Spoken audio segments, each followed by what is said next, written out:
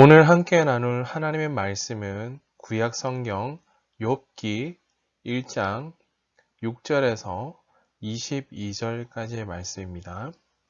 욥기 1장 6절에서 22절까지의 말씀, 제가 가진 성경으로는 구약 성경 761면 정도에 있습니다. 욥기 1장 6절에서 22절까지의 말씀 다 찾으신 줄 알고 제가 하나님의 말씀 봉독하겠습니다. 하루는 하나님의 아들들이 와서 여호와 앞에 섰고 사탄도 그들 가운데 온지라. 여호와께서 사탄에게 이르시되 내가 어디서 왔느냐? 사탄이 여호와께 대답하여 이르되 땅을 두루 돌아 여기저기 다녀왔나이다. 여호와께서 사탄에게 이르시되 내가 내 종 욥을 주의하여 보았느냐? 그와 같이 온전하고 정직하여 하나님을 경외하며 악에서 떠난 자는 세상에 없느니라. 사탄이 여호와께 대답하여 이르되 욥이 어찌 까닭 없이 하나님을 경외하리이까?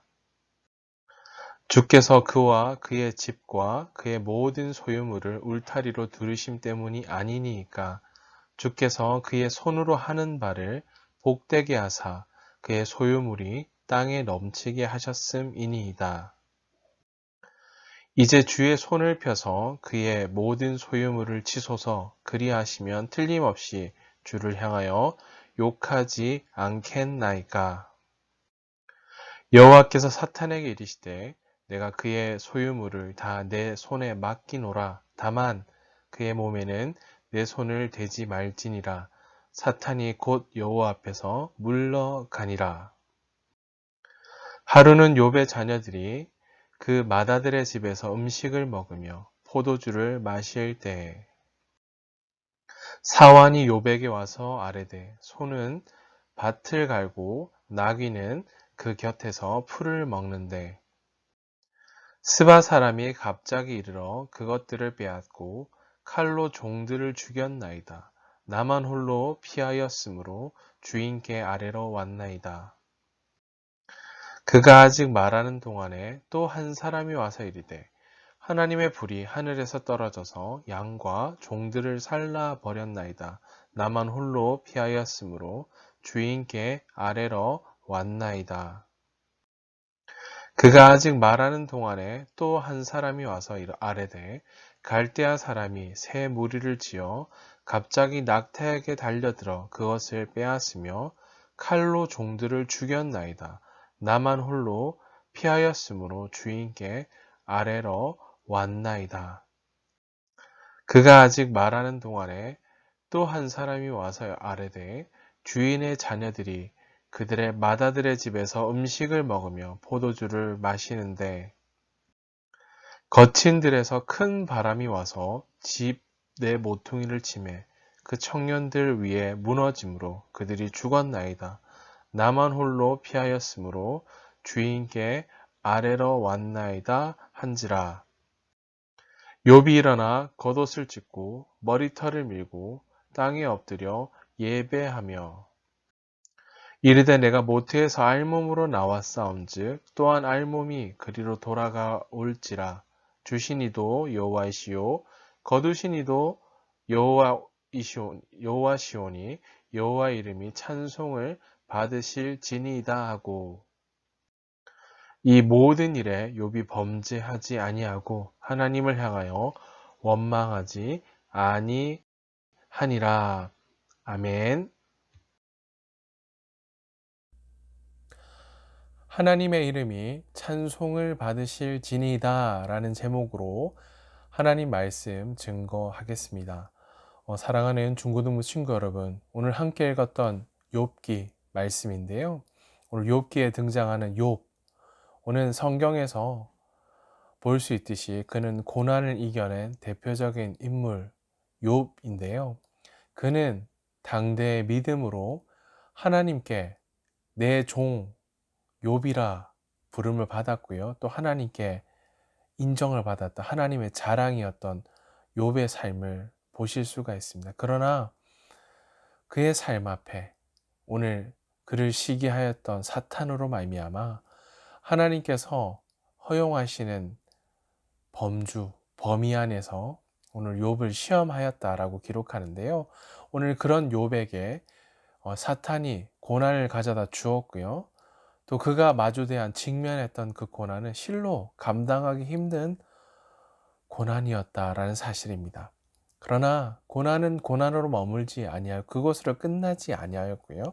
그 고난을 이겨냈던 욥, 그 고난을 이겨낼 수 있었던 힘, 또 핵심 그의 가치는 바로 하나님을 경외하는 것, 또 매 순간 하나님을 인정하는 것, 하나님을 찬송하는 것, 바로 그것이었다라는 사실입니다. 이러한 욥은 하나님께 인정을 받는 사람이었고요. 또 믿음의 사람 욥은 이처럼 가장 중요한 삶의 핵심 가치를 놓치지 않는, 또 그 가치를 가장 잘 알고 있는 삶이었습니다. 이처럼 욥은 그의 삶 앞에 겪어볼 수 있는 고난, 극도로 극심한 고난 가운데서 고난을 당하면서도 결단코 하나님을 원망하거나 하나님을 향한 믿음을 잃지 않았다라는 사실입니다. 자, 이 사실들을 좀 기억하시면서 오늘 본문 말씀을 좀 살펴보려고 합니다. 자, 오늘 본문 말씀은 세 부분으로 나눠 살펴볼 수 있겠는데요. 우리 첫 번째 부분은 6절에서 8절까지 말씀입니다. 욥은 하나님께서 인정하시고 자랑하시는 몇 안 되는 사람이었다라는 걸 보실 수가 있는데요. 그는 온전하고 정직하여 하나님을 경외할 뿐만 아니라 악에서 떠난 자였다라고 그에 대해 소개합니다. 욥기 1장 8절에 기록한 것처럼 하나님께서는 욥에 대해 칭찬, 그와 같이 온전하고 정직하여 하나님을 경외하며 악에서 떠난 자는 세상에 없느니라 라고 그에 대해 평가하고 계시죠. 자, 이에 반해 여기 사탄이 그를 향한 송사가 등장하는데요. 여기서 사탄은 적대자라는 의미를 가지고 있어요. 자, 사탄은 그가 하는 이것입니다. 사람들을 계속해서 유혹하여 넘어뜨리는 존재라는 사실인 거죠. 자, 그러나 저기서 중요한 것은 사탄 또한 하나님이 지으신 존재라는 사실인 거죠. 또 하나, 그의 활동은 오직 하나님께서 허락하신 통치와 다스림 안에 있기 때문에 허락하신 범위 안에서만 가는, 자기 뜻대로 마음대로 할 수 있는 존재가 아니다라는 거죠. 자, 사탄, 그의 앞에서 오늘 욥의 이런 삶에 대해서 자랑하고 계시죠. 자, 두 번째 부분은 9절에서 12절까지인데요. 사탄은 욥이 하나님을 경외하는 이유에 대해 이렇게 설명하고 그의 삶에 대해 송사하고 있죠. 하나님께서 베풀어 주신 그의 소유물, 물질적인 부분, 또 가정적으로는 복을 받았기 때문에 그가 결단코 순수하게 하나님을 따르고 섬기는 것이 아니다 라고 주장하고 있는 거죠. 소유물 때문이다라고 주장하고요. 사탄은 그것을 빌미로 하나님께 허락을 받는 거죠. 욥을 시험해도 좋다라는 허락을 받게 되는 내용이 9절에서 12절까지 본문에 등장하고 있습니다. 마지막 세 번째인데요. 13절에서 22절입니다. 욥에게 찾아왔던 극심한 고난, 고통이 무엇인지를 기록하고요. 그가 그 고난을 마주 대하며 어떤 반응을 보이는지를 기록하는데요. 욥에게 갑자기 찾아온 끔찍한 재앙 가운데서도 욥은 이것을 놓치지 않았어요. 하나님을 원망하지 않았고요. 오히려 하나님을 예배하고 경배했다. 하나님께 나아갔다. 그리고 하나님은 자신의 믿음을 오히려 더 견고히 고백을 드리고 있다라고 오늘 말씀에 기록합니다. 이러한 내용이 오늘 본문의 주된 핵심 내용을 이루고 있다는 사실인 거죠.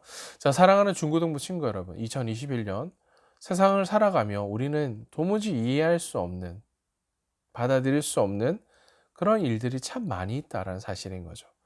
자, 우린 그리스도인이지만 그리스도인이라고 해서 고통이, 고난이, 눈물이, 절망이, 아픔이 찾아오지 않는 것이 아니다라는 거죠.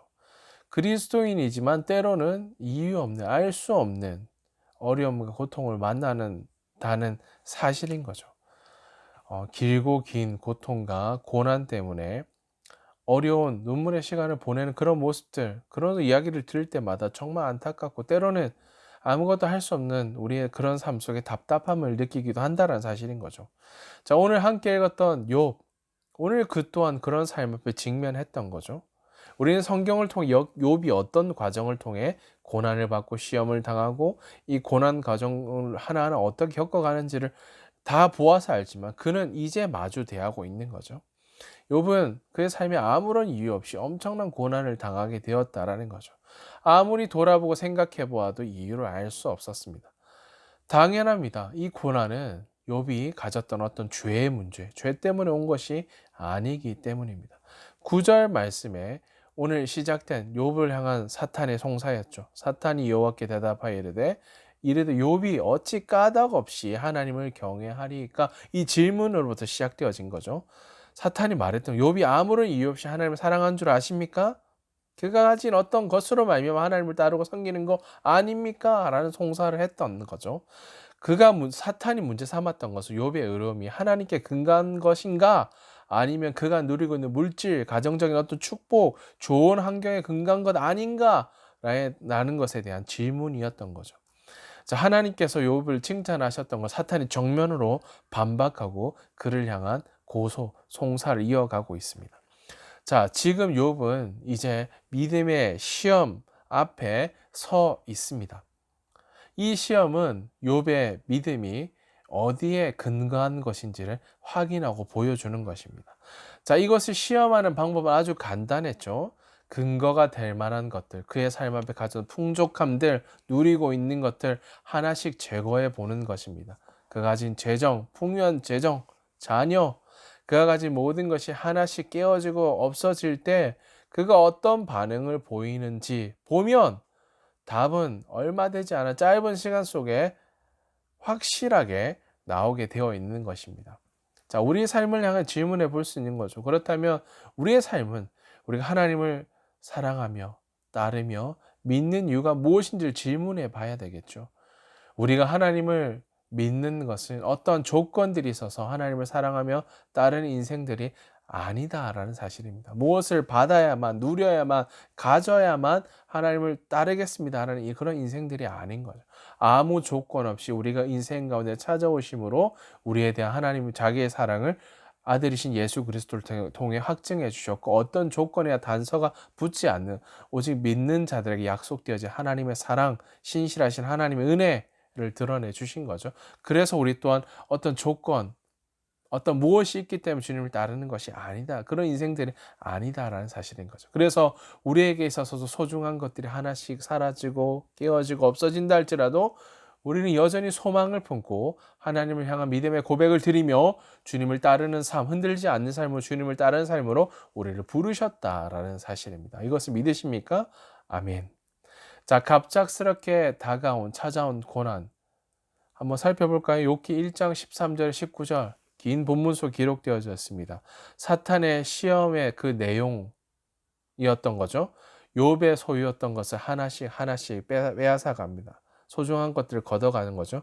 소와 나귀를 스바 사람들이 빼앗아 갔다라고 기록하고요. 뜬금없이 또 종들을 칼로 죽였다라고 등장하고요.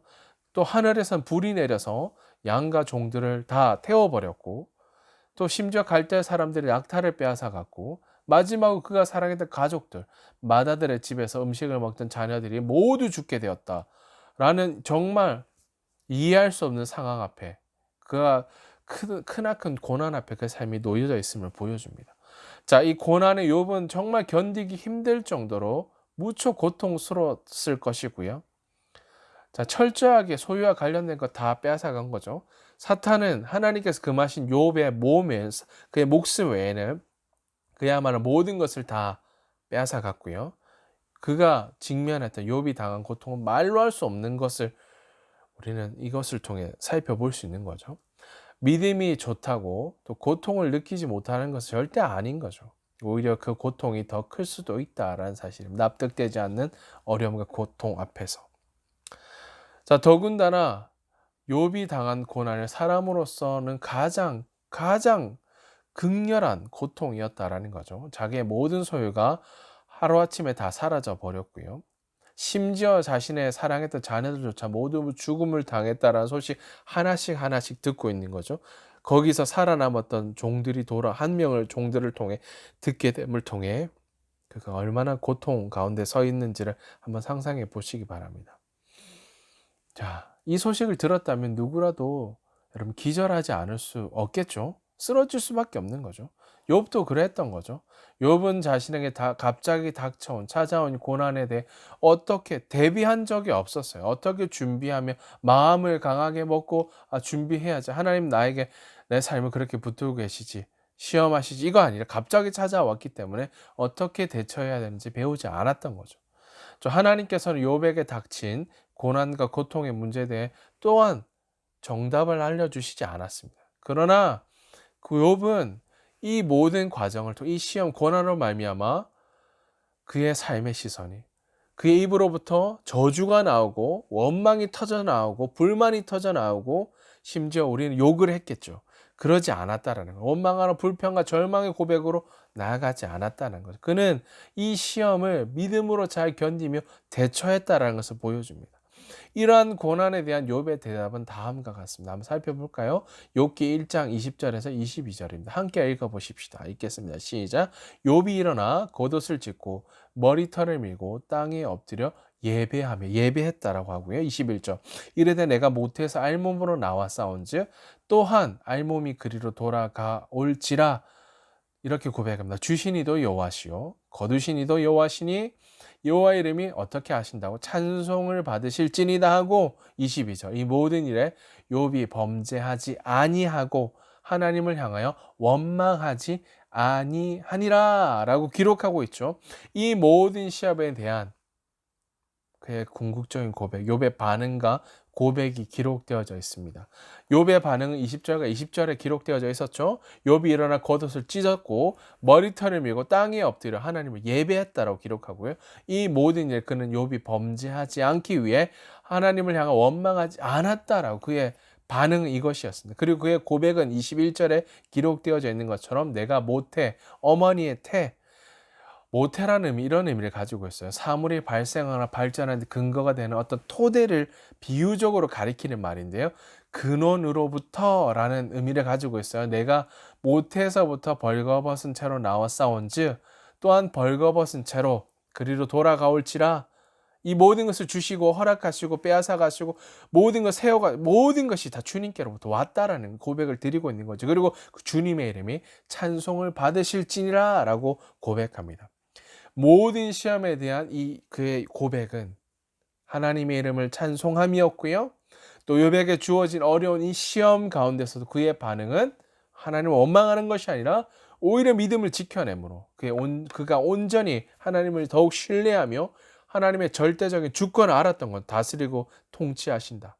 하나님 모든 걸 주관하신다라는 것을 믿었으며 무엇보다 그가 가진 욥이 가졌던 삶의 핵심 가치가 세상에 머물지 아니었고요. 오직 하나님께 있었다라는 것을 오늘 본문 말씀을 통해 확인할 수 있습니다. 자, 사랑하는 중고등부 친구 여러분, 우리에게도 이유 없는 고난이 찾아올 때가 있다라는 거죠. 내가 잘못하여 찾아오는 것이라면 참아낼 수 있겠지만 이유 없는 고난에 대해서는 속수무책일 때가 너무 많죠. 우리가 당하는 고난의 순간에는 그러나 기억하십시다. 하나님의 숨은 뜻이 하나님의 다스림과 통치가 여전히 그곳에 있다라는 사실인 거죠. 그것은 하나님을 향한 참된 믿음인 거죠. 고난 가운데서 하나님을 향해 믿음의 고백, 믿음의 고개를 들면 그 답이 보이기 시작한다라는 거죠. 그런 순간 이를 해결하는 답은 하나님께 있고요. 또 믿음에 있다라는 사실인 거죠. 하나님을 향한 믿음의 고백을 놓치지 않고 믿음을 결코 놓지 않는다면 이 고난을 넉넉히 반드시 이기게 하신다라는 사실입니다. 자, 성경 한 구절 찾아보십시다. 고린도서 10장 13절인데요. 사도 바울이 이렇게 기록합니다. 함께 읽어보십시다. 사람이 감당할 시험 받기는 너희가 당한 것이 없나니 오직 하나님은 미쁘사, 여기서 미쁘사는 하나님 신실하시다라는 의미입니다. 너희가 감당하지 못할 시험 당함을 허락하지 아니하시고 시험 당할 쯤에 또한 피할 길을 내사 너희로 능히 감당하게 하시니라. 자, 누구나 겪는 시험 위에 여러분의 닥칠 시험은 없다라는 거죠. 하나님의 신실한 분이시기 때문에 감당할 능력 이상의 시험을 당하도록 결코 내버려 두지 아니하시고 또 시험을 당한다면 시험을 견디고 거기서 빠져나올 수 있는 길을 허락하신다라는 사실입니다. 이러한 믿음이 우리 삶의 핵심 가치가 되어야 된다는 사실인 거죠. 우리는 신실하시며 놀라운 하나님의 영광을 찬송하게 하시려고 하나님께서 지으신 사명자, 그리스도인, 믿음의 사람들이다라는 사실인 거죠. 자, 우리 인생의 핵심 가치가 무엇인지를 다시 한번 점검하십시다. 그저 세상의 가치, 세상적인 것에만 두지 않고요. 하나님께 두고요. 하나님의 그 신실하신 영원하신 하나님의 말씀으로 크고 든든하게 세우면 우리가 마주대는 어떤 어려움과 상황, 고난 앞에서도 우리를 흔들리지 않을 이유가 주님께 있다라는 사실인 거죠. 자, 하나님 앞에서 우리 마음속 깊이 핵심 가치 새기십시다. 하나님을 경외하는 삶, 하나님을 사랑하며 믿음으로 사는 삶, 이것이 우리 그리스도인들 사명자에게 주신 핵심 가치다라는 사실을 다시 한번 믿음으로 고백하며 이것을 온전히 바로 세우고요. 또 이 세상을 향해 담대히 승리하며 살아가는 주께 부름을 받고 보냄을 받은 사명자, 그리스도인, 믿음의 사람들 다 되시기를 주님의 이름으로 축복합니다. 아멘. 자, 마지막으로 나의 핵심 가치를 선언하며 말씀을 마치겠습니다. 따라서 고백해 보십시다. 이렇게 고백하겠습니다. 우리 삶의 핵심 가치를 하나님에 대한 경외와 살아있는 하나님의 말씀에 둘 때만이 어떤 상황에서도 흔들리지 않을 수 있다. 그렇죠. 하나님 말씀에, 하나님을 경외함, 하나님 말씀에 둘 때만이 어떠한 상황에서 흔들지 않는다라는 거죠. 자, 이렇게 따라서 고백합니다. 내게 어떤 시험과 유혹이 닥쳐오더라도 나를 흔들리지 않게 잡아줄 내 삶의 핵심 가치는 하나님 경외, 하나님의 말씀입니다. 아멘이십니까?